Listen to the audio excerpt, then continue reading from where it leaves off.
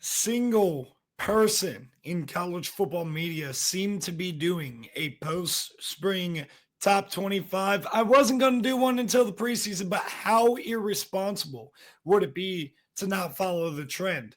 We're going to do that here today. I'm going to give you my top 25 as we stand. Keep in mind that this is subject to change based on just my opinion changing. You could convince me in the comments section below that I'm wrong and you're right. And I could also just be shown different things that make me believe otherwise. We're going to rip off the Band-Aid. If you are new around here, I am Colin Bashnagel, the host of Bash's CFB show. And without further ado, just make sure you comment down below, like the video if you like the video, and subscribe for college football content. You see the Miami pennant up there. We just did the Miami preview, just posted. Let's get into this video. All right, we're going to start with 16 through 25, the last 10 teams in the top 25. I got Iowa State there at 25. Look, I do have questions about replacing the production of Jalen Noel and Jaden Higgins. I think a lot of folks are sold on Rocco Becht being this guy to absolutely catapult this program. I think they're good. I got to see a little bit in the season to show that those losses are not going to be huge. Number 24, Georgia Tech. I love Georgia Tech, man. I think they're well coached. Their defense is going to continue to improve with Tyler Santucci, and they bring back Haynes King. I've heard on a podcast before, he's like Tech Tebow. I don't necessarily disagree. I think Georgia Tech is a very fun team, and they bring back a lot, even if they lost Eric Singleton Jr. They bring back a lot from a year ago. I think Georgia Tech is going to be a dangerous team in the ACC. Number 23, Auburn, sneaky here. They have a lot of talent. I think that the Auburn Tigers underperformed simply because of turnovers and quarterback play. They showed me time and time again that they could compete. And from a talent perspective, don't sleep on Auburn. Number 22, Vanderbilt. Love what they bring back. I really love what they're bringing back. Really well coached. Tim Beck is a good hire from New Mexico State, shown that last year. Vanderbilt is going to take a little bit of a step up, even if their record isn't necessarily a step up. You're going to tell on the field. They're going to have more confidence about them. They're going to be fun. Number 21, SMU. There's a little bit of uncertainty about replacing some talent, but they have a really solid quarterback, and they have a coach that proved that his offense is going to work no matter where he's at. Number 21, SMU. Into the top 20, number 20, Ole Miss. A little bit of a mystery to me. I'm a huge buyer in the stock of Austin Simmons, but I do want to see what Ole Miss's roster is going to piece together, look like this upcoming year. Number 19, Kansas State, well coached Chris Kleiman. I think they're going to have a really good defense this year, and I think Avery Johnson is going to take a huge step up this year. Number 18, Illinois. This might seem a little low to a lot of you, but I don't think that Illinois was amazingly competitive in some of their bigger games last year, like getting blanked against Penn State on the road. I think Illinois also losing Pat Bryant and Zachary Franklin, they got to show that just like the Iowa State Cyclones, that production at wide receiver being lost, even though they return production everywhere else, they got to show that they can do it. I think they're going to be a good preseason example of returning production and what it means, people valuing it a little bit too much. I mean, people like me valued it too much with Virginia Tech last year. Number 17, Oklahoma. If you are going to sit back and pretend like this offense is not going to transform, I think you're being ignorant, personally. See, the thing about Oklahoma last year is they had their moments. They had their ups, like against Alabama, and they had their downs, like against Texas. This Oklahoma team, they're going to be really solid. I really like Ben Arbuckle as the offensive coordinator, even if John Mateer isn't like this top 5 SEC quarterback that some people make him out to be, and certain people on the other side of that won't be wanting to give an inch with that. He's just got to be solid. Got to be a quarterback or a point guard in that system like he was at Washington State. They're going to be fun to watch and see develop. Number 16, Texas Tech. Hey, Number 21 is SMU. This could be this year's SMU.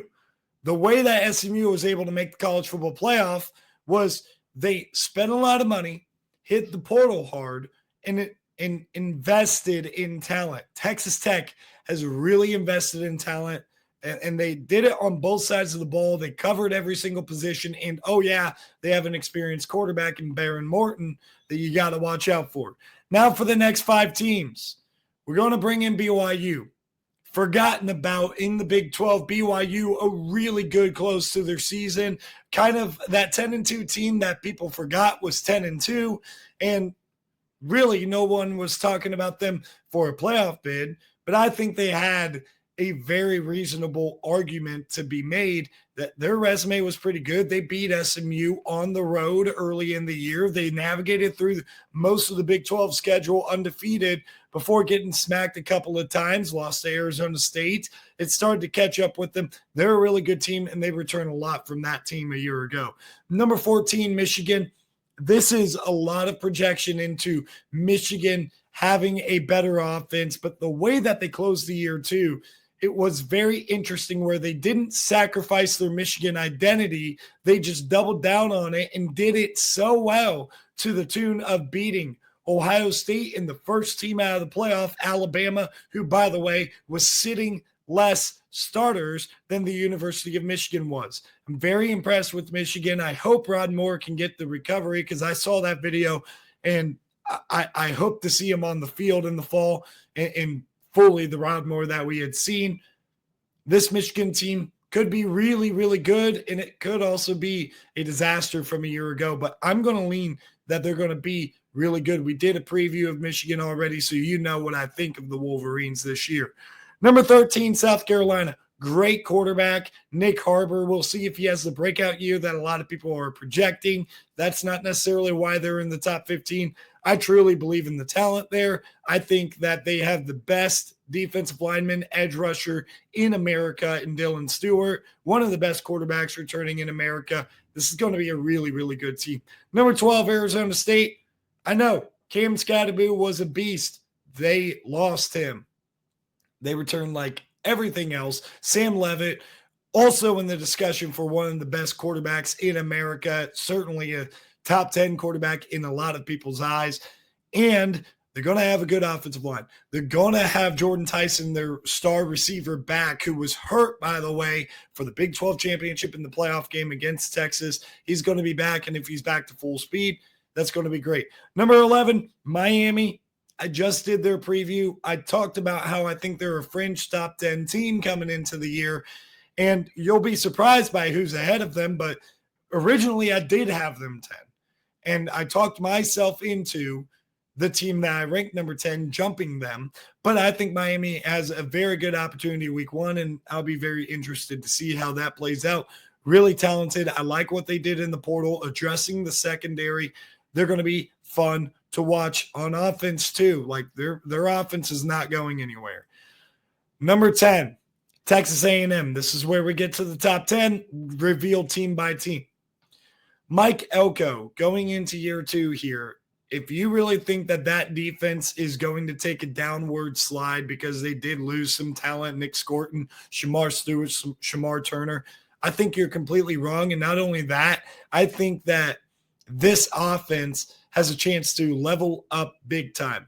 An experienced offensive line, a good running back room, a wide receiving core that you can buy into, especially with the way that they addressed it in the portal. And now you get another year of Marcel Reed. You saw the talent and the ability of Marcel Reed in moments. And by the way, they were just one game away a year ago from making the SEC championship. I trust Mike Elko. And I think that Texas A&M is going to be a really, really dangerous team in the SEC. Number 9, the Oregon Ducks. I think there's a strong line between 10 and the rest of the field that we have revealed, and number 9 and up. I think that Oregon is in that first group. They have so much talent that is being slept on criminally for a team that was number 1 in America for a lot of the season last year. The only team in all of football that went perfect throughout the regular season and won their conference championship to tack onto it. They ran into a buzzsaw in Ohio State, and we know the rest is history. I get it. They lost Tez Johnson and Dylan Gabriel. They lost to Johnny Cornelius and Josh Connerly. They're going to be fine. They addressed their needs in the portal, got one of, if not the best portal tackles that they could have got. They addressed the size of the cornerback room. While they were good players in the secondary, they were slightly undersized, and that came to show against Ohio State. They addressed that in the portal. And, oh, yeah, I think Dante Moore is so good that the five-star quarterback, Jaron Kiwe Sagapola-Telly, ended up leaving stage left, exiting stage left to go to California because he didn't see a path onto the field early. That's because Dante Moore is good enough. I'm reading through the tea leaves. I trust Dan Lanning. I trust Will Stein's offense. Oregon, number 9, and they could very easily be ranked higher. Number 8, I could very much get a lot of hate for this one. The Clemson Tigers. Boy, oh boy, the Clemson Tigers are a very popular team in America right now. A lot of people out there, Josh Pate, saying national championship. Look, here's the thing about Clemson that I just cannot get over. This is all homegrown talent. It's not necessarily the blue chip ratio that you're talking about, and we are buying in because of coordinator hires, which is good. It's a good step, and that's why they're number 8.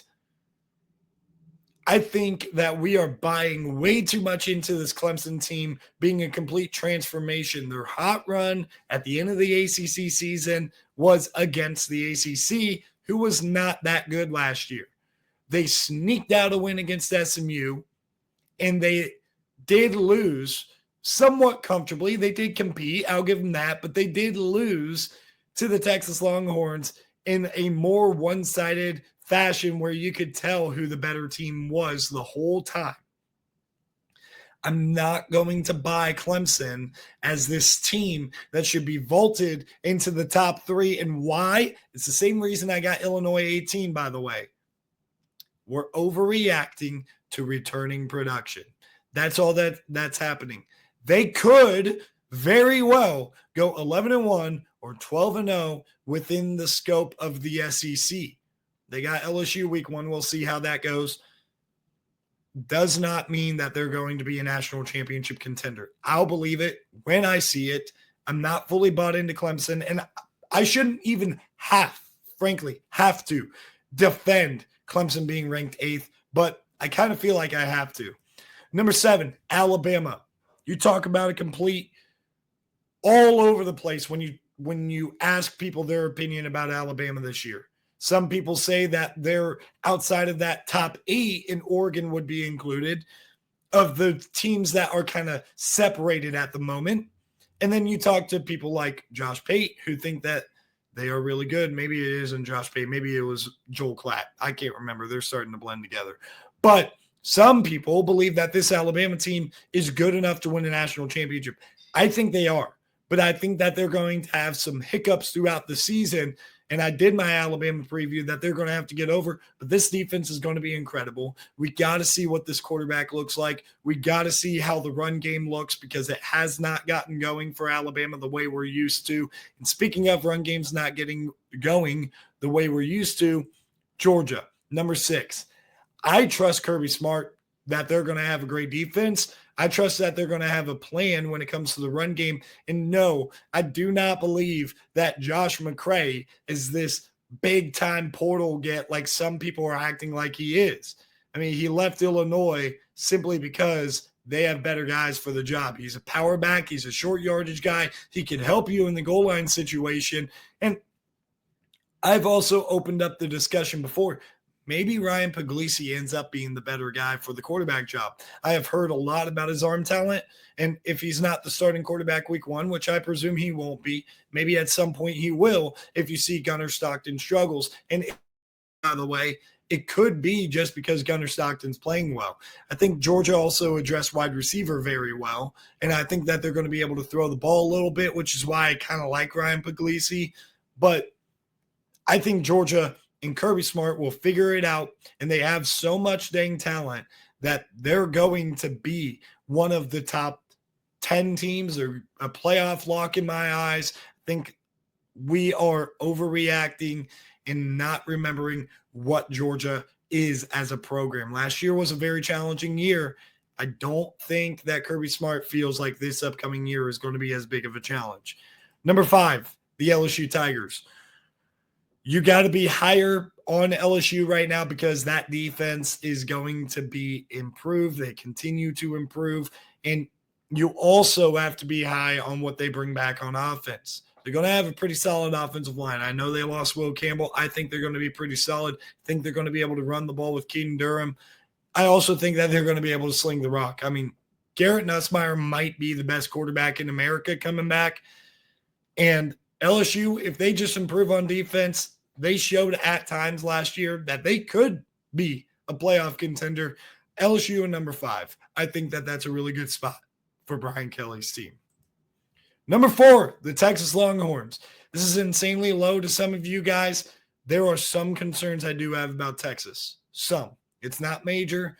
They're in the top 4 for a reason, but there's some separating factors here. I do worry that they will feel the losses in the secondary a little bit more than what the public is giving credit for. I also think they're going to feel the losses on the offensive line. They only bring back 2 starters from the offensive line last year, which is solid, but I don't think they really addressed it. They're hoping for homegrown talent to really work, and I think it could eventually work, and I think they have a tandem of running backs. I think Arch Manning could be a really good player, but we still don't fully know what Arch Manning is going to look like. And I think their receiving core is going to be fine. They're a top 4 team. I'm not crapping on them whatsoever, but to act like they should be the national championship favorite right now, I think that we're truly a year away from Texas being the number 1 team in America, and that's especially if Arch Manning comes back. Maybe I'm wrong and they go and win the national championship. I think they have the roster capability to do so. In fact, I think everybody in the top 9 to 11 probably have that talent ability. But Texas, to me, there are some questions that I just need answered that never really got addressed in the offseason. Number 3, Penn State. They're a little lower for me because they are a team that returns a lot. I like what they did with their receiver room. It is much better now. Now, this Penn State team, though they return a lot, it is not exactly like Ohio State and Michigan, and I get kind of tired of people comparing it. I hear it a lot, especially with the Joel Klatt area of thinking. And me personally, I think of another team that has a lot coming back, that a lot coming back was just younger, but they got battle tested. And we're going to talk about them in a second. This Penn State team does bring back a lot, but they lose a lot of key pieces as well. For example, they lose a dynamic edge rusher in Abdul Carter that I'm not sure they really have on roster. And that's a game changer right there. They also lost a duo at safety that I think really made their secondary go. I was never super impressed with their cornerback room. And maybe they could impress me. Maybe they could improve on that. We'll see. But this Penn State team, 3 is still a compliment. It's not an insult, but people ranking them 1, I think it's a little bit premature. I think James Franklin and this staff, even though, you got to love Jim Knowles, I think they're getting a little bit too much of the benefit of the doubt that they haven't fully earned yet. Number 2, Ohio State. I got them right above Penn State. Ohio State kind of has Penn State's number. And a lot of the concerns that people have around Ohio State, and maybe I'm biased because I'm a little bit closer to Ohio State. I hear more about Ohio State in the offseason. The concerns around Ohio State, talk about the defensive line, right? I'm a little bit concerned about that, but here's the thing about the defensive line. You have the 2 talented kids that when they played, Edric Houston and Caden McDonald, look like studs to a second year in the program. They could potentially be an upgrade from Tyleik Williams and Ty Hamilton as a duo, because I think there's a chance both those guys could be the next Kenneth Grant and Mason Graham. That's high praise, and I don't necessarily think one of them's the big dude like Kenneth Grant necessarily. I don't think they're stylistically the same. But I think from a production standpoint and a game impact standpoint, they could be that. They very well could be that. Edge rusher wise, I like the idea of CJ Hicks coming off the edge, Kenyatta Jackson, Caden Curry. These guys played pretty well when they got a chance as well. They had depth on that Ohio State defensive line. Now, the question for me is the depth, because the depth pieces are now vaulted to the starters. Linebacker is good. Secondary is going to be I think it's the best secondary in America. I mean, the stuff I've seen from Malik Hartford and Jalen McLean, really good to go opposite of the best defensive player in America in Caleb Downs.